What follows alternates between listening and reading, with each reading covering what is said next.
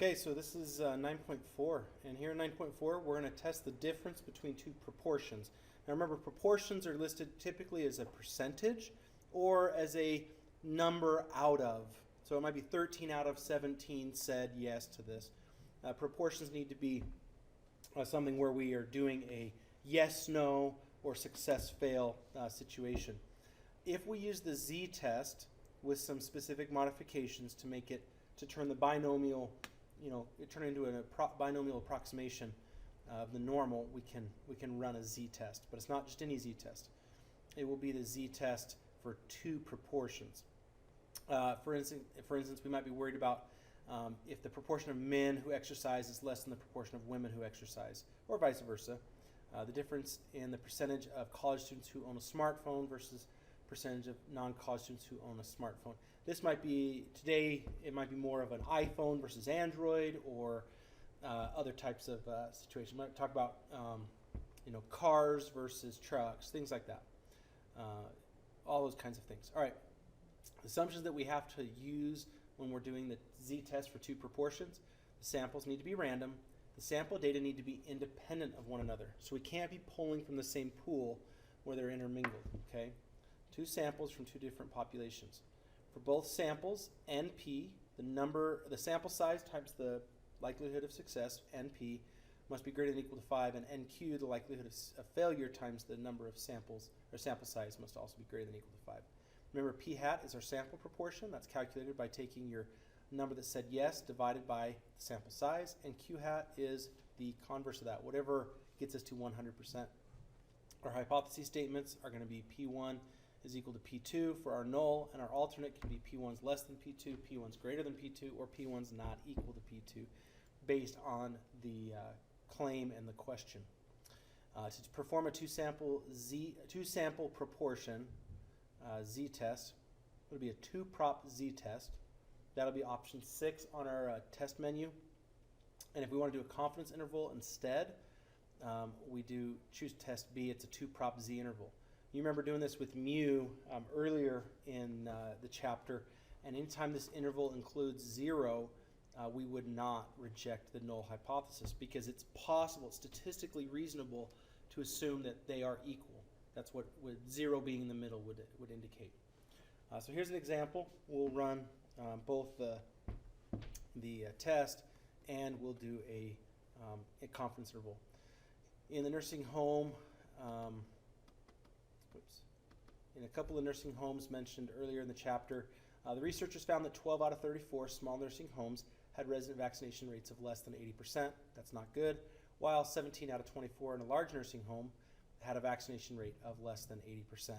That's way worse. We want people to have high vaccination rates to prevent illness spreading. At alpha is 0.05. Test the claim that there is no difference in the proportions of the small and large nursing homes. So real quick, we're going to go ahead and say that P1 is for our small and P2 is for the large. That way we can distinguish between each of them and know what's going on. Our null should be P1 equals P2, and our alternate P1 and P2. Because we're testing the claim that there is no difference, that tells me that my claim must be the null hypothesis, because that would mean there's no difference, which means to test that claim, we're going to say that the alternate would be that they're just not equal. We are going to run a z-test, so our test statistic should be a z-value. Of course, we use the p-value method, so we need our p-value. We'll grab our calculator and run through this test pretty quickly. Stat, go to our test. We're going to run a two-prop z-test. Okay. The numbers, I've already put them in. For the numbers for our P1, which is the small areas, it was 12 out of 34, whereas the large, P2, was 17 out of 24. And we're doing a not equal to, and we're going to go ahead and calculate. Our z statistic, our test statistic z, is negative 2.67. And our p-value is this one right up here, not p hat 1 or p hat 2, none of that stuff. It's just the regular p-value, which is 0.0077. Which, when I compare that to alpha at 0.05, I would say that that is less than alpha. which means I'm going to reject H naught.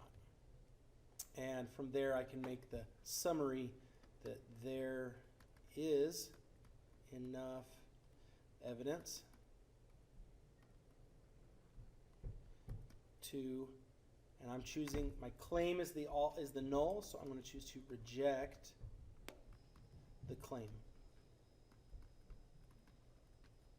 Okay. If I wanted to do this by confidence interval instead, it's just it's a small adjustment. And really what this does, remember, is it tells me that the likely difference in the proportions, P1 minus P2, is between these two numbers that we're going to get. If P1 is possible, if it's statistically reasonable to say that P1 does equal P2, then 0 will be in the middle of this region. If it's not, then it's not statistically possible, and we would say that they can't equal each other. Okay, so the big question is, could we have 0? Well, if I run the same deal, I'm going to go stat, I'm going to run tests, and we're looking for a two proportion Z interval, which is option B here. And if we run on down with the same numbers, 0.95 being our confidence level, we get negative 0.598. Write that down. Negative 0.598 up to negative 0.1128, if I remember right. Oops. Yep. Now notice 0 cannot fit between two negative numbers, which means it's not statistically reasonable to say that they are the same. Therefore, just following that logic out, I would reject the claim being that they were equal. But that's just one more way to get information or confidence about our test statistic. All right, guys, good luck. We'll see you in class.